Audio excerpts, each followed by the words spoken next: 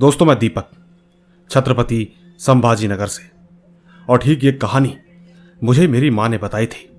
ये बात तब की है जब मेरी माँ छोटी थी, लगभग 12 या 13 साल की। तब माँ गांव में रहा करती थी, जो कि यवतमाल जिले के पास पड़ता है। खैर, उस समय माँ खेतों में दादी के साथ जाया करती थी। साथ ही परिवार में माता पिता और उनकी 4 बहनें थी, साथ ही एक भाई भी। तो दोस्तों, माँ सबसे बड़ी थी। तो माँ बताती है कि वो अपने घर में सबसे बड़ी थी। उस वक्त माँ और उनसे छोटी बहन और उनकी दादी खेत में काम करने जाते थे। माँ को खेतों में काम अच्छा नहीं लगता था। एक तरह से उन्हें आलस आता था। तो ठीक वो दोपहर में ही सो जाया करती थी, किसी एक पेड़ के नीचे। दिन में भी वहां ठंडी ठंडी हवाएं चलती थी। पर खैर, ये बात तब की है जब नाग पंचमी थी। और हाँ, मैं आपको एक बात कहना भूल गया कि मेरी दादी का घर मिट्टी का बना हुआ है, जो कि पहले के घर ऐसे ही हुआ करते थे। घरों में गोबर से यूज करके उसमें फिनिशिंग करनी पड़ती थी, खास करके जमीन पर। और तो और दादी के घर के बाहर ही गोबर गैस का टैंक था और उसमें बहुत सारे सांप रहते थे। मतलब उन सांपों का वहां बिल था। दादी को हर रोज एक न एक सांप दिखता था, लेकिन वो उन्हें कुछ नहीं करता था। तो ठीक बात तब की है जिस दिन नाग पंचमी थी। उस दिन मेरी मां को खेत जाने का बिल्कुल मन नहीं था, लेकिन उस दिन थोड़ा ही काम बचा था। तो दादी उन्हें हाथ पकड़कर खेतों में ले गई। और हाँ, एक बात और बता दूं कि मां को जोका खेलना बहुत पसंद था। उनका उस दिन खेत में मन नहीं लगा। तो ठीक उन्होंने दादी से कहा कि मुझे घर जाना है, मेरी सब सहेलियां खेल रही होंगी और मैं यहां आ गई। दादी ने उन्हें समझाया कि आज हम घर जल्दी चले जाएंगे, बस ये काम खत्म होने के बाद। इतना सुनकर मां ने बात मान ली। लेकिन काम करते करते 6:30 बज गए और पहले के समय में लोग 7 या 8 बजे ही सो जाया करते थे, अक्सर लाइट ना होने के कारण।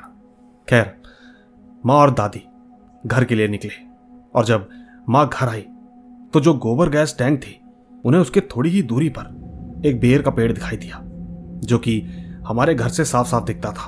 उन्होंने देखा कि वहां पर बड़ा सा झोंका बंधा हुआ था। उसे देखकर मां की बहुत इच्छा हुई, लेकिन दादी ने कहा कि नहीं, बहुत रात हो चुकी है, तू मत जा वहां। पर दोस्तों, मां नहीं मान रही थी। फिर दादी ने कहा कि चल, मैं तुझे लेकर जाती हूं। दोस्तों, जब मां और दादी उस पेड़ के पास पहुंचे और जब उन्होंने उस झोंके को देखा तो उसे किसी ने बांधकर ऊपर टांगा हुआ था। दादी ने कहा कि देख, अब ये कैसे ठीक होगा, ये तो ऊपर किसी ने बांध दिया है। मां एकदम निराश हो गई। इसके बाद दादी ने कहा कि खेतों का काम भी पूरा हो गया है, तो ठीक तू कल घर पर ही रहना और कल खेल लेना। मां एकदम खुश हो गई और घर जाकर खाना खाकर चुपचाप सो गई। अब दोस्तों, रात हो चुकी थी। मां की अचानक आंखें खुली। उन्हें वॉशरूम जाना था। बाहर बहुत अंधेरा था। चांद की रोशनी भी ज्यादा प्रकाश नहीं कर पा रही थी, क्योंकि उस वक्त चांद बादलों में छुपा हुआ था। मां ने दादी को उठाया और साथ आने के लिए कहा। दादी भी चुपचाप लालटेन लेकर मां के साथ गई।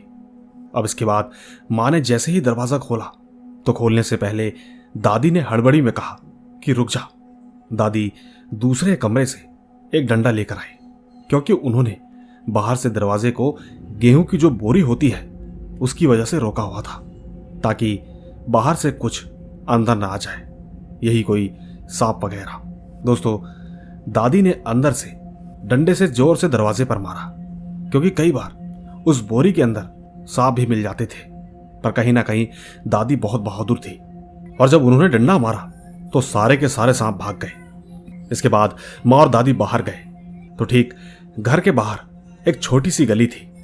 उस गली को पार करके एक खाली जगह थी और ठीक वहां से वो पेड़ पूरा अच्छे से दिखता था।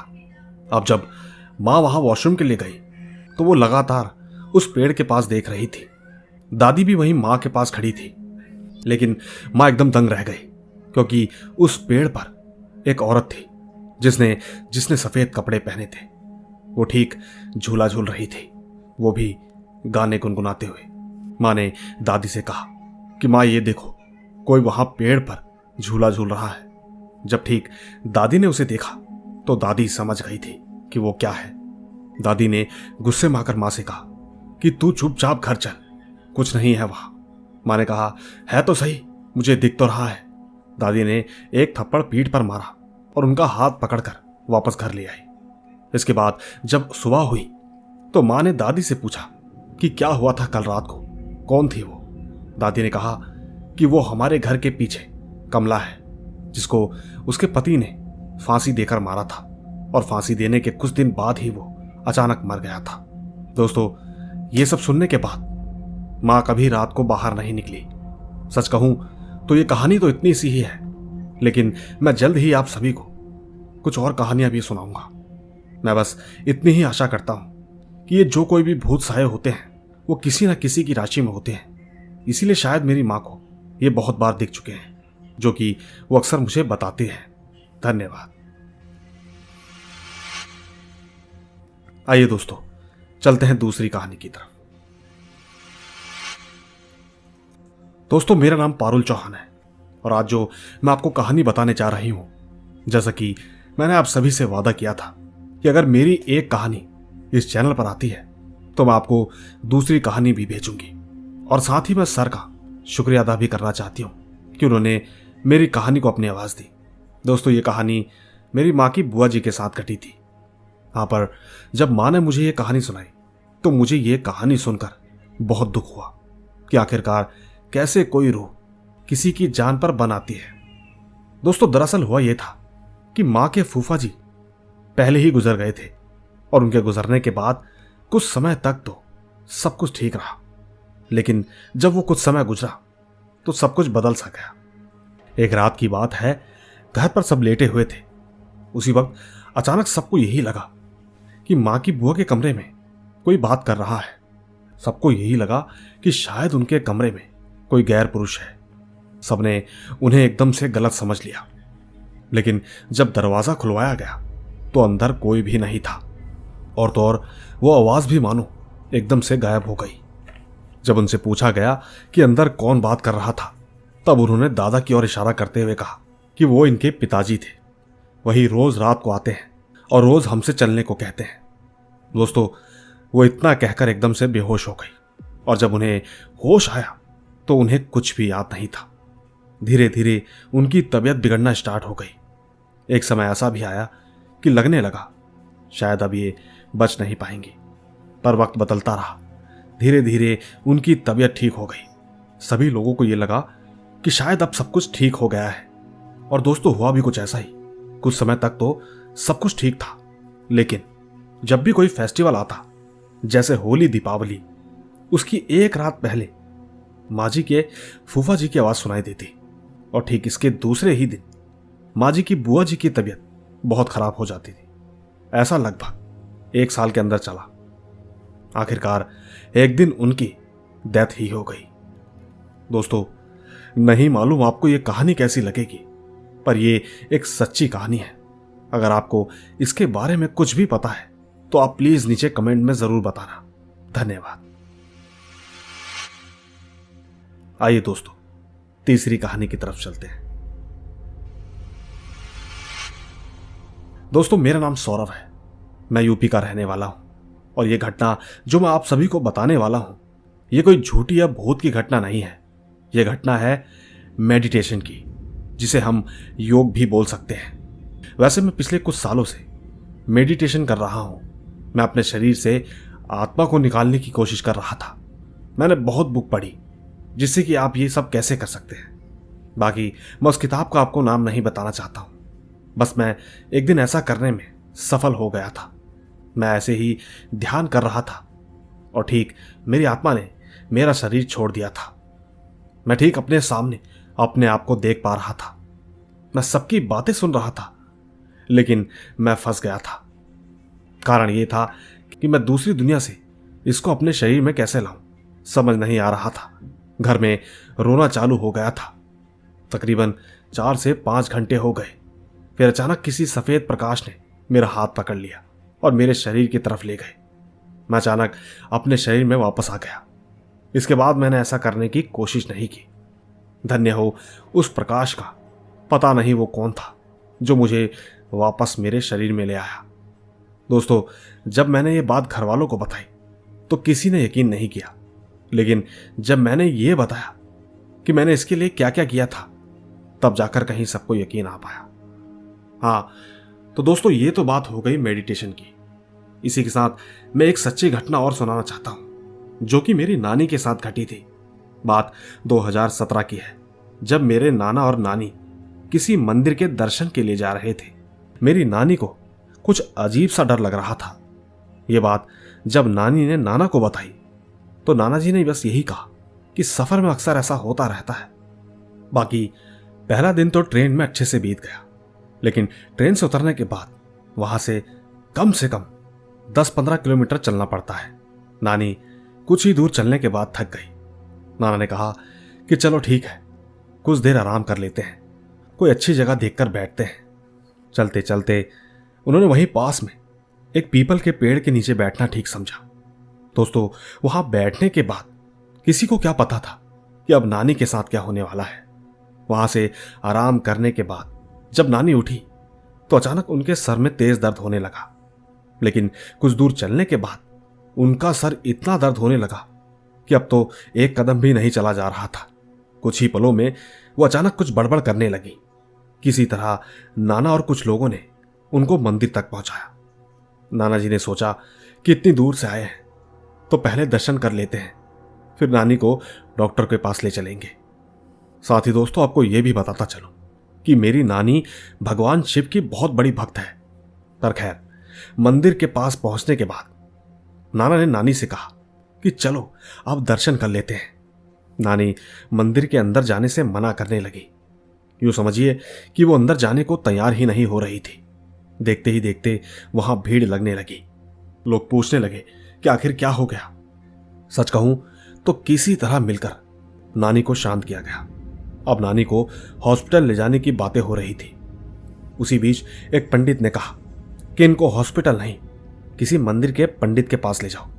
उन्होंने तुरंत एक लॉकेट दिया और बोला कि जल्द से जल्द इनको मेरी बताई हुई जगह पर लेकर जाओ, क्योंकि ये लॉकेट इस चीज को ज्यादा देर तक रोक नहीं पाएगा। अब दोस्तों, उस जगह का नाम मुझे ठीक से याद नहीं है, लेकिन हाँ, वो उत्तराखंड के कई आसपास की जगह थी जहां पर नानी को ले जाया गया था। इसके बाद जब पंडित जी ने उनको देखा तो बताया कि जिस पेड़ के नीचे आप लोग आराम कर रहे थे, उस पेड़ पर किसी जिन्न का साया था और वही इनको मंदिर के अंदर जाने से रोक रहा था। वो तो शुक्र है कि आप इनको सही समय पर यहां ले आए, नहीं तो इनका बचना बहुत मुश्किल हो जाता। पंडित जी ने अपने कुछ मंत्रों से एक नया लॉकेट तैयार किया और कहा कि इसको हमेशा अपने पास पहन कर रखिए। बस दोस्तों, उसके बाद से ही नानी एकदम ठीक है।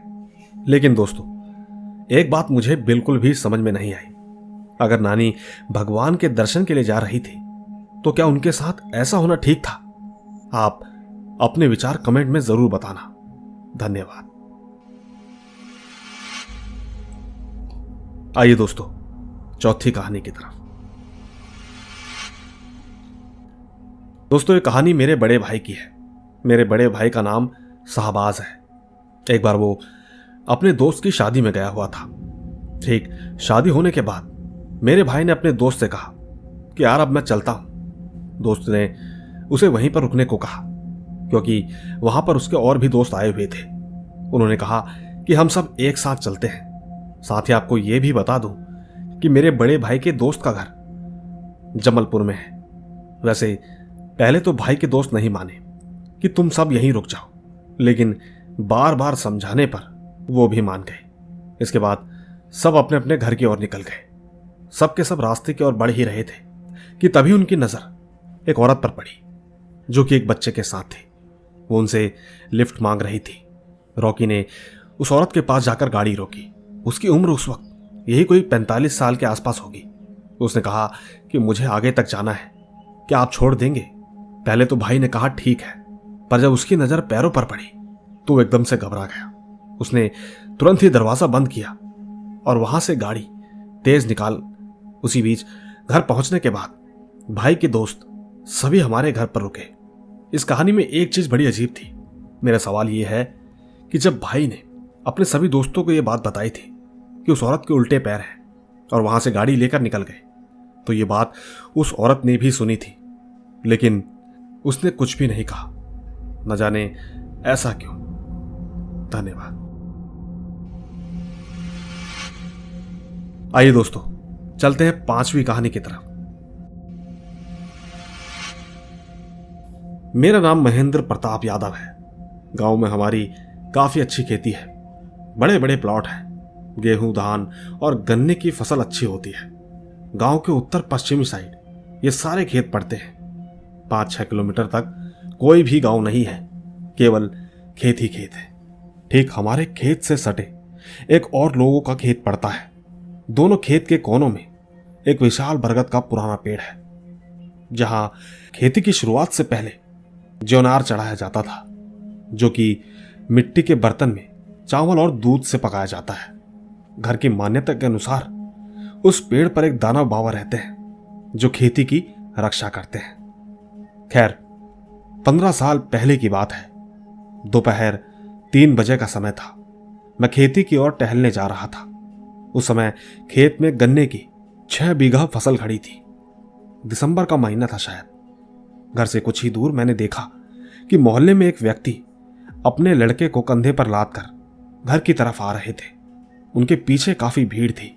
उसमें सब बच्चे थे, जो कि बकरी चराने वाले थे। मैंने देखा कि उस लड़के की आंखें खुली थी, पलकें झपक नहीं रही थी। एकदम साफ था कि शायद उसकी आंखों ने कुछ न कुछ तो ऐसा देखा है, मानो खौफ का आखिरी मंजर। मैं भी ठीक उन्हीं के साथ लौट आया। दूसरी तरफ उसकी काफी दिनों तक झाड़ फूक हुई। उसकी तबीयत काफी बिगड़ चुकी थी। शरीर सूख चुका था। झाड़ फूक के दौरान उसके सर पर आए दानव बाबा ने कहा कि इसने गलती की थी। वहां आकर बरगद के नीचे ज्योनार चढ़ाओ और माफी मांगो। दोस्तों, गलती उसकी ये थी कि उसने पेड़ के आसपास पेशाब किया था। इसके बाद वो गन्ने के खेत में घुसकर गन्ना तोड़ने गया था। हालांकि जब वो ठीक हुआ तो मैंने उससे पूछा कि आखिर हुआ क्या था। उस दिन तुम ऐसा क्या देखकर डर गए कि तुम्हारी आंखें खुली की खुली रह गई। उसने बताया कि हम लोग बकरी चरा रहे थे। मैंने पेड़ के पास पेशाब किया। तभी कुछ लड़कों ने कहा कि चलो गन्ना तोड़ते हैं, सब लोग खाएंगे। मैं खेत के अंदर तक घुस गया। मैं झुककर गन्ना तोड़ ही रहा था कि अचानक मुझे गुर्राने की आवाज आई। मैंने जैसे ही सर उठाया, सामने काले रंग का शेर जैसे दानव आकृति का कुछ बैठा था। उसे देखकर मैं खेत में ही चिल्लाकर बेहोश हो गया। सभी बच्चे शोर सुनकर खेतों में घुसे। मुझे गिरा पाकर उन्होंने बाहर निकाला, लेकिन मेरी आंखें खुली थी उस खौफनाक नजारे को देखकर। बस यही था दोस्तों। इसके बाद से वो लड़का ठीक है। वो दिल्ली में अपनी दुकान चलाता है, मोबाइल रिपेयरिंग की। ये किस्सा यही खत्म हो गया। और ठीक इसके कुछ दिनों बाद मेरे बड़े पिताजी के एक मित्र हैं, जिन्हें सब मौलाना जी कहते हैं। वो हमारे बगल के गांव के हैं। उनका खेत हमारे खेत के पीछे सटा हुआ है।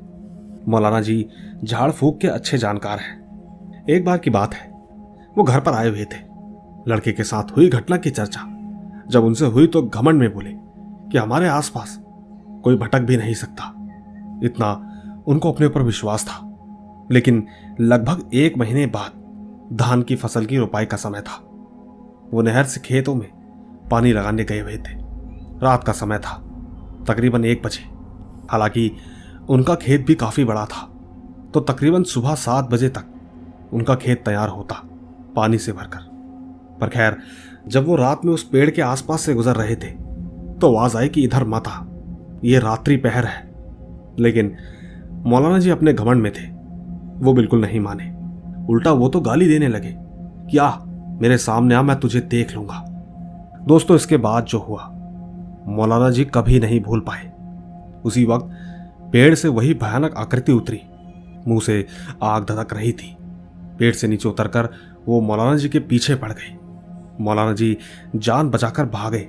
चीखते चिल्लाते गड्ढे नाले कूद फांद कर वो सबसे पहले मेरे घर पहुंचे। मैंने पिताजी को जोर से आवाज दी। आवाज सुनकर सब लोग जग गए। सब के सब बाहर आए और देखा कि मौलाना जी एकदम अस्त व्यस्त अवस्था में है। शरीर में मिट्टी लग चुकी थी। मौलाना जी एकदम बदहवास अवस्था में थे। घर वालों ने तुरंत उन्हें कुर्सी पर बैठाया और पानी पिलाया गया। तब जाकर कहीं मौलाना जी ने अपनी आप बीती सुनाई कि किस तरह वो जान बचाकर आए हैं। दोस्तों, ये कोई किदवंती नहीं है, ये एक रियल घटना है। आज भी हमारे परिवार से उस पेड़ के नीचे पिताजी द्वारा ज्वानार चढ़ाया जाता है। एक बार पूरे क्षेत्र में आग लग गई थी, अगल बगल की गेहूं की फसल जलकर खाक हो गई, लेकिन हमारे खेत में गन्ने की नर्सरी फसल थी, वो नहीं जली, उल्टा आग वहां तक आकर शांत हो गई। साथियों, कुछ ऐसा ही प्रभाव है उस दानव बाबा का, और बता दूं कि आपको ये सच्ची घटना है। बाकी इससे पिछली कहानी सर ने बहुत शानदार तरीके से सुनाई थी। उम्मीद है उसी अंदाज में ये घटना भी आप सबको सुनाएंगे। धन्यवाद। आइए दोस्तों, चलते हैं अगली कहानी की तरफ। मैं सारा मिर्जापुर से बिलोंग करती हूं। मेरे साथ ये घटना तब हुई थी जब मैं अपने कजन के साथ झांसी गई थी। मुझे झांसी का किला बहुत पसंद है। तो ठीक जब हम लोग घर से स्टेशन पर पहुंचे तो हमारी ट्रेन 2 घंटे लेट थी। ऊपर से रात के 2 बज रहे थे। स्टेशन पर ज्यादा लोग भी नहीं थे। जैसे तैसे टाइम काटा। खैर, ट्रेन का हॉर्न बजा और मेरा 1 AC कोच था। आप लोगों को तो पता ही है कि 1 AC कोच में अलग अलग कैबिन होते हैं। तो ठीक मेरी बहन और मेरा एक कोच में था। उसमें 3 सीटें थी। हम लोग वहां पर बैठ गए। हम लोग ट्रेन में गए और ट्रेन चल पड़ी। कुछ स्टेशन बाद एक अजीब सा दिखने वाला आदमी उस सीट पर आया और इनडायरेक्टली हम दोनों को घूर रहा था। इसके बाद वो बाहर गया और फिर अंदर आया। उसने अपना चेहरा किसी कपड़े से छुपा रखा था। वो हमसे बात करने की कोशिश कर रहा था, लेकिन हमने उसे इग्नोर किया और सोने की कोशिश करने लगे। न जाने क्यों पर हमें नींद नहीं आ रही थी। वो आदमी जो नीचे बैठा था वो अचानक से खड़ा हुआ और उसने अपने चेहरे से हल्का सा कपड़ा हटाया। उसका चेहरा देखते ही मेरी बहन बेहोश हो गई, क्योंकि उसका चेहरा कटा फटा था। इसके बाद उस आदमी ने इतनी जोर से चिल्लाया और वो गिलास तोड़कर विंडो से बाहर हो गया। मैंने तुरंत ही अपनी बहन के चेहरे पर पानी मारा, तब जाकर कहीं वो होश में आई। हम भागकर अपने कजन के पास गए और वहीं कोई आसपास के स्टेशन पर रुककर वापसी की टिकट कटवाई। साथ ही आप सभी को एक बात बता दूं कि वो आदमी मुझे अभी तक सपनों में आता है। मुझे समझ नहीं आ रहा कि आखिर क्या करूं। अगर किसी को कुछ पता है तो प्लीज कमेंट में जरूर बताना। बाकी मैं दिल से शुक्रिया अदा करती हूं आर्या जी का, जिन्होंने मेरी इस कहानी को अपनी आवाज दी। धन्यवाद। आइए दोस्तों, चलते हैं अपनी आखिरी कहानी की तरफ। आइए सुनते हैं। दोस्तों सभी को नमस्कार। मैं संदीप कनौजिया। आज मैं इस चैनल के माध्यम से अपनी दूसरी कहानी भेज रहा हूं। बात 1998 की है। दिसंबर का महीना था। मैं अपने घर के बाहर बने छप्पर के नीचे सो रहा था। सर्दी इतनी ज्यादा थी कि मुझे ठीक से नींद नहीं आ रही थी, लेकिन 12 बजते बजते मैं सो ही गया। इसके बाद पता नहीं कैसे कब अचानक मेरी नींद खुल गई। मैं इधर उधर करवट लेने के बाद रजाई में ही उठकर बैठ गया। मैंने महसूस किया कि शायद मुझे टॉयलेट करने की जरूरत है। उठने का मन नहीं कर रहा था। फिर मैंने सोचा कि अगर मैं दोबारा सो गया तो गर्म की हुई रजाई से निकलने में बहुत मूड खराब हो जाएगा। पर मैं हिम्मत करके रजाई से बाहर निकला। मैंने चप्पल पहनी और मफलर को कान पर अच्छे से लपेटकर आगे की ओर चल पड़ा। साथ ही मैं आपको बताना चाहता हूं कि उस समय हमारे यहां पर टॉयलेट नहीं थे। उस वक्त रात के लगभग 2:50 हुए थे। पहले तो मैंने सोचा कि यहीं कहीं आस पड़ोस में किसी कोने में कर लेता हूं, पर डर भी लगा कि कहीं किसी ने देख लिया तो सुबह शिकायत करेंगे। खैर, मैंने हिम्मत बांधी और अपने मोहल्ले से जैसे ही बाहर रोड की तरफ पहुंचा तो वहां का नजारा देखकर मेरी हड्डियां भी कांपने लगी। चारों तरफ भयंकर कोहरा और धुंध ही धुंध। ऊपर से साए साए की हवाएं मेरे दांतों में किटकिटाहट पैदा कर रही थी। खैर, टॉयलेट करने के बाद मैंने रोड किनारे लगे हैंडपंप को चलाया और हाथों को धोने लगा। साथ ही मैं रोड का नजारा भी देख रहा था। रोड एकदम सुनसान था, चारों तरफ वीरान। देखने में नजारा बहुत ही भयानक लग रहा था। और ठीक जहां पर मैं खड़ा था वहां से कुछ ही दूरी पर एक पीपल का पेड़ था, जो कि लगभग 200 साल पुराना था। वैसे आसपास पड़ोस के बुजुर्ग बताते हैं कि पीपल के पेड़ के आगे सड़क पर एक मोड़ आता है। ये सब कोहरे में बहुत भयानक लग रहा था। सच कहूं तो इतना सब देखकर मेरी हालत खराब हो रही थी। मैंने देखा कि उस पीपल के पेड़ के बगल में एक धुंध के बीच से, मैंने ध्यान से देखा कि उस पीपल के पेड़ के बगल से एक धुंध के बीचों बीच कोहरे को चीरते हुए एक रहस्यमयी परछाई मेरी तरफ धीमे धीमे बढ़ रही थी, जिसकी हाइट लगभग 10 फीट होगी। एकदम सफेद लंबा सा गॉन पहने हुए थी, चेहरे पर सफेद दाढ़ी थी और शरीर के चारों तरफ एक शाइनिंग सा उजाला। दोस्तों, यकीन मानिए मेरी तो हालत ही खराब हो चुकी थी। वो बिल्कुल मेरे पास ही आ गई। तब मुझे लगा कि मुझे यहां से भाग जाना चाहिए और मैं इतनी जोरों से भागा कि मेरी चप्पल तक वहीं छूट गई। दोस्तों, नहीं मालूम वो क्या था, पर मुझे लगा कि आज तो मैं बच गया। अगर आप में से किसी को कुछ पता हो तो नीचे कमेंट जरूर कीजिएगा। धन्यवाद। तो दोस्तों, देखा आपने, ये थी हमारी आज की कुछ बेहतरीन कहानियां। मुझे पूरी उम्मीद है आपको ये कहानियां जरूर पसंद आई होगी। इसी के साथ मैं आपसे अलविदा लेता हूं। जल्द ही मिलूंगा नई कहानी में। तब तक आप अपना और अपने परिवार का ख्याल रखें। चलता हूं। Bye bye.